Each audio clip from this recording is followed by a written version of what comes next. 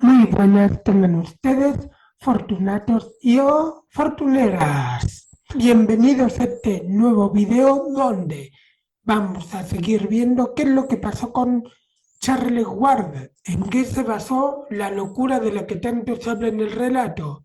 Pero antes de empezar, les recuerdo, denle like, comenten, activen la campanita de las notificaciones de YouTube para que les avise cuando yo suba un nuevo video. Si es la primera vez que están acá, suscríbanse.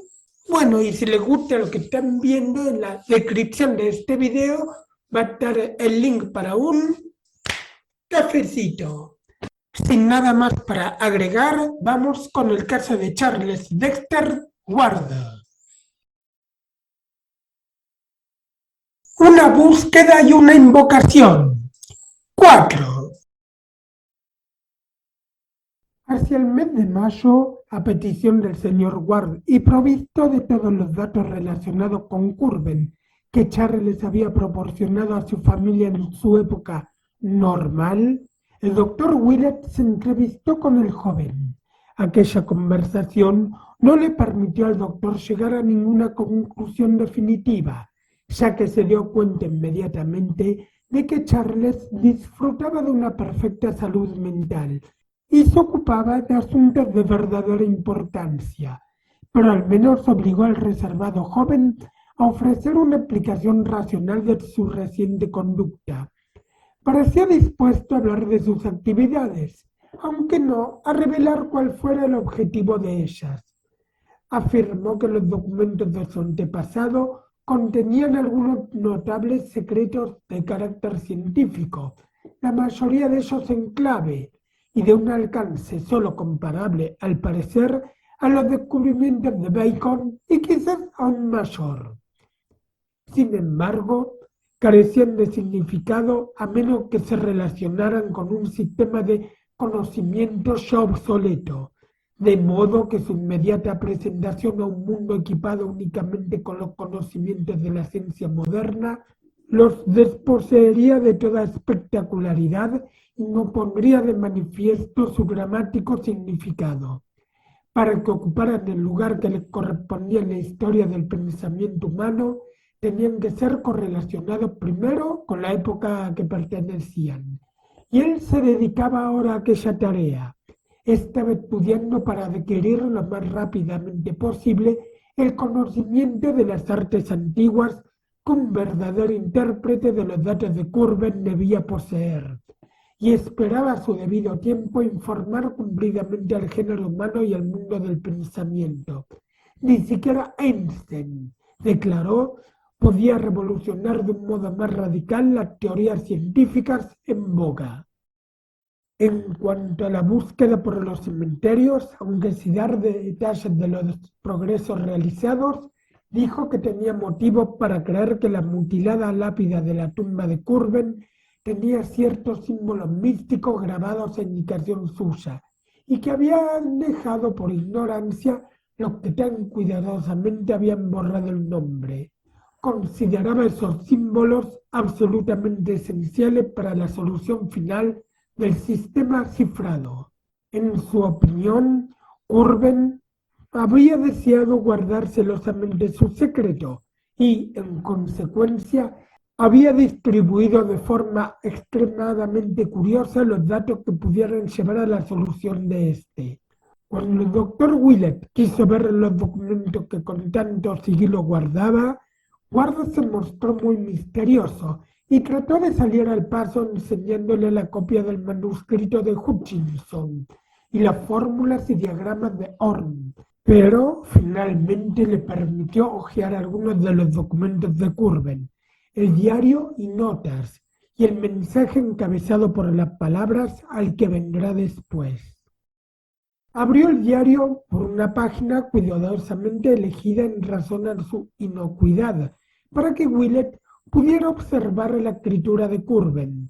El doctor la examinó con mucha atención, y de la caligrafía y del estilo, que por cierto parecían responder más por su arcaísmo al siglo XVII que al XVIII en que estaba fechada, dedujo que el manuscrito era auténtico.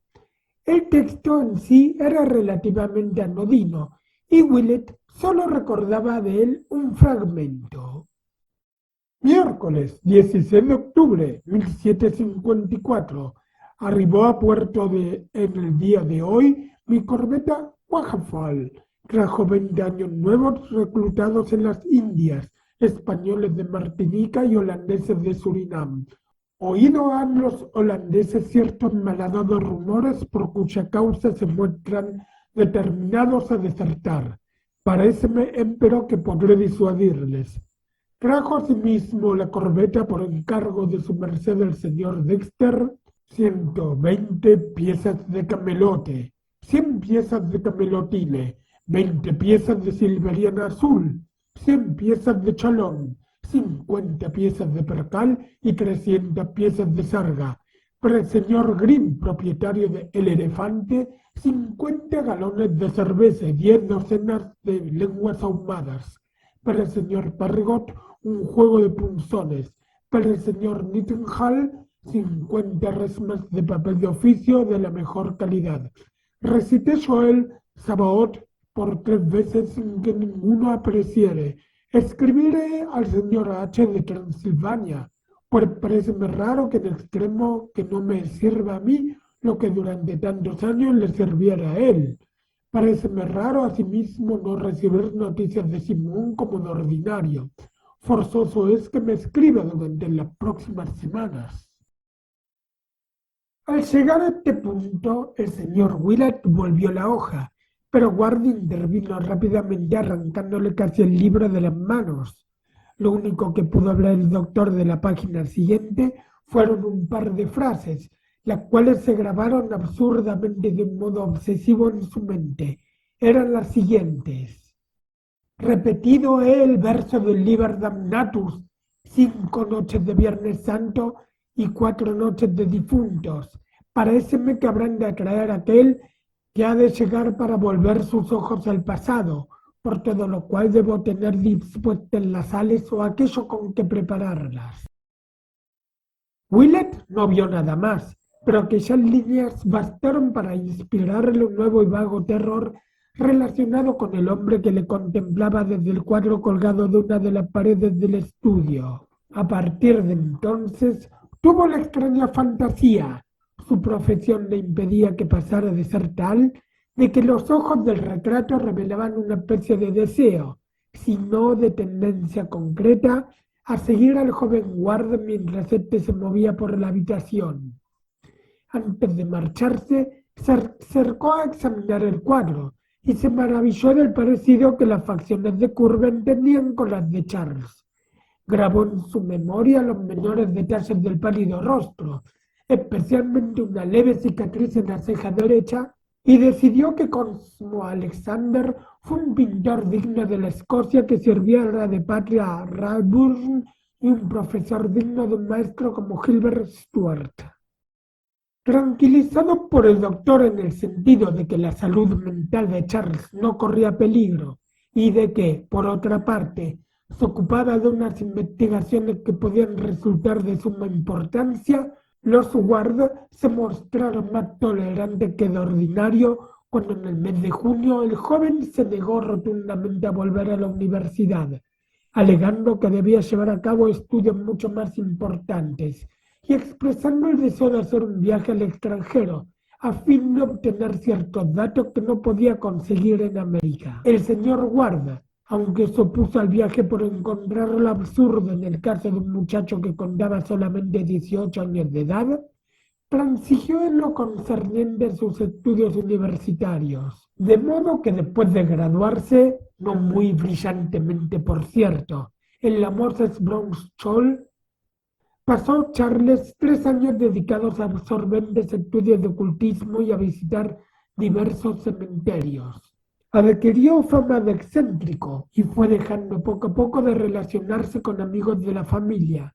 Vivía pendiente de su trabajo y solo de cuando en cuando se permitía hacer un viaje a otras ciudades para consultar antiguos archivos. En cierta ocasión hizo una visita al sur para hablar con un viejo y extraño mulato que vivía en un marjal, y acerca del cual un periódico había publicado un curioso artículo. Fue también a una pequeña aldea de las Arondack para averiguar qué había de cierto en los relatos acerca de las extrañas ceremonias rituales que allí se practicaban. Pero sus padres continuaron prohibiéndole el ansiado viaje a Europa. En abril de 1923, al alcanzar la mayoría de edad y habiendo heredado previamente cierta suma de su abuelo materno, decidió satisfacer el deseo que hasta entonces no había podido ver cumplido.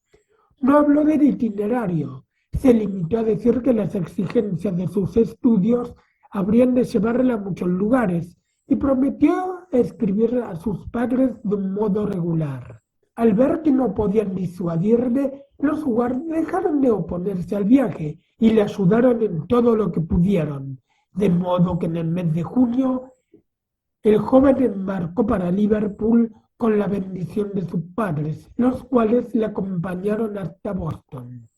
A partir de su llegada a Inglaterra, escribió acerca del viaje, de su feliz estancia y del excelente alojamiento que había conseguido en la Great Russell Street de Londres, donde se proponía permanecer hasta agotar los recursos que ofrecía el Museo Británico en un determinado aspecto.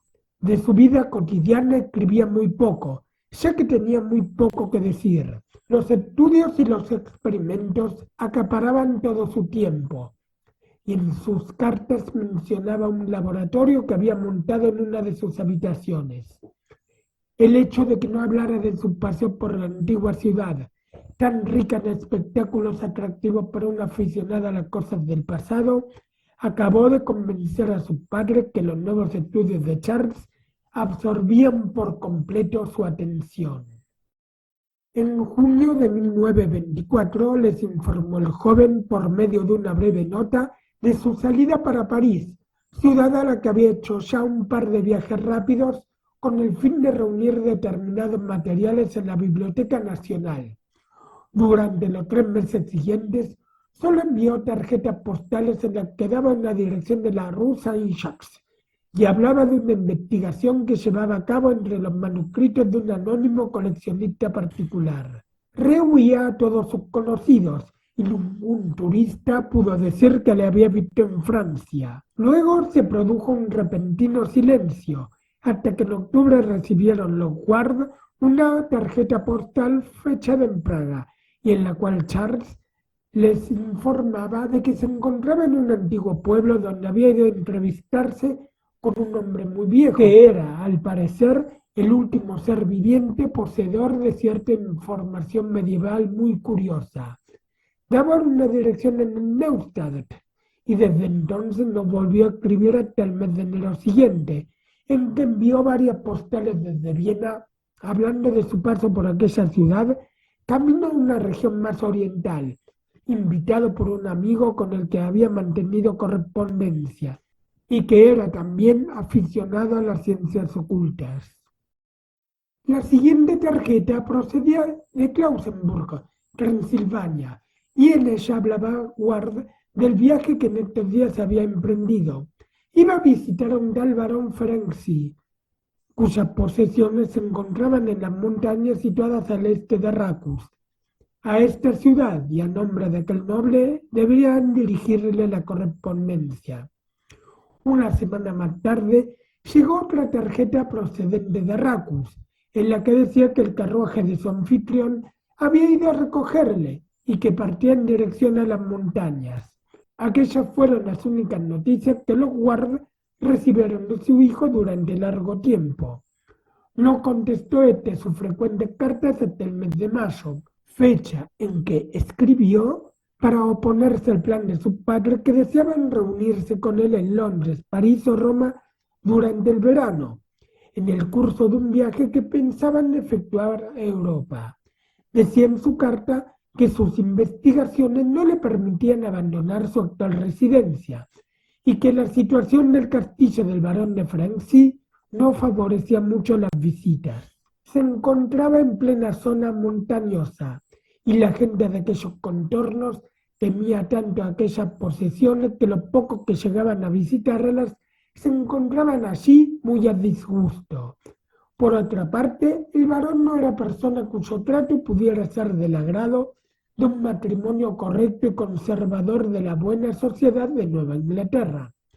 Lo mejor, decía Charles, era que sus padres aguardaran a su regreso a Providence, el cual no tardaría en producirse.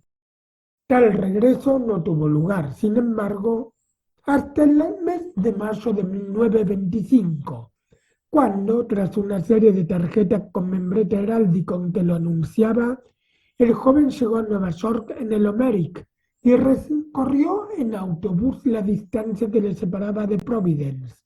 Absorbió en aquel recorrido ansiosamente con la mirada la belleza de las colinas verdes y onduladas de los huertos fragantes en flor y de los pueblos de Blanca Torre de la antigua Connecticut.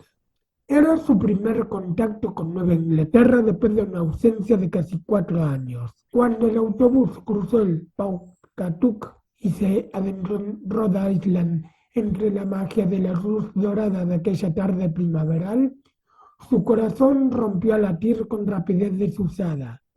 La entrada en Providence por las antiguas avenidas de Reservoir y Elmwood le dejó sin respiración a pesar de que para entonces se hallaba ya hundido en las profundidades de una erudición prohibida. En la plaza donde confluyen las calles Broad, Vivosit y Empire, vio extenderse ante él a la luz del crepúsculo las casas y las cúpulas, las agujas y los chapiteles del barrio antiguo, ese paisaje tan bello y que tanto recordaba. Sintió también una extraña sensación mientras el vehículo avanzaba hacia la terminal situada detrás del Biltmore, revelando a su paso la gran cúpula y la verdura suave, salpicada de tejados, de la vieja colina situada más allá del río, y la esbelta torre colonial de la iglesia baptista, cuya silueta rosada destacaba a la mágica luz del atardecer sobre el verde fresco y primaveral del escarpado fondo. La vieja Providence, aquella ciudad y las misteriosas fuerzas de su prolongada historia le habían impulsado a vivir y le habían arrastrado hacia el pasado, hacia maravillas y secretos cuyas fronteras no podía fijar ningún profeta. Allí esperaba lo arcano, lo maravilloso o lo aterrador, aquello para lo cual se había preparado durante años de viajes y de estudio.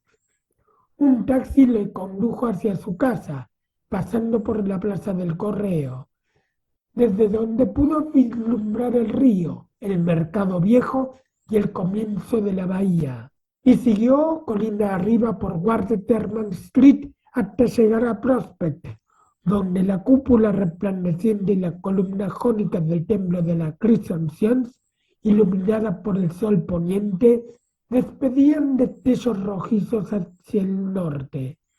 Vio luego las mansiones que habían admirado sus ojos de niño, y las pulcras aceras de ladrillo tantas veces recorridas por sus pies infantiles, y al fin el edificio blanco de la granja a la derecha, y a la izquierda el porche clásico y los miradores de la casa donde había nacido. Oscurecía, y Charles Dexter Ward había llegado a casa.